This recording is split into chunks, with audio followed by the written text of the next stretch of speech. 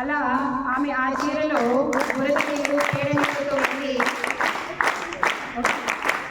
Class రూమ్లో వెళ్ళిన తర్వాత ఆ చీర విప్పేసి తనతో పాటు తీసుకెళ్ళి ఇంకొక చీరను కట్టుకొని పిల్లలకు పాఠాలు చెప్పి మళ్ళీ బయటకు వచ్చేటప్పుడు అదే చీరను కట్టుకొని ఇంటికి వెళ్ళేది అనమాట. ఎందుకంటే మళ్ళీ అదే పని కదా చేస్తుంది సమాజం. ఒక పని ప్రారంభించినప్పుడు దాన్ని ఎవరు వెంటనే యాక్సెప్ట్ చేయరు, అంగీకరించరు. మార్పు అనేది మనిషి హ్యాపీగా మనకి ఏ కష్టం లేకుండా మన ఇంటి నుంచి బయట వచ్చి చదువుకుంటున్నాము, ఏ పని చేయాలంటే ఆ పని చేసుకోగలుగుతున్నాము అంటే ఆ మహనీయురాలి వల్లే మనం చేసుకోగలుగుతున్నాం.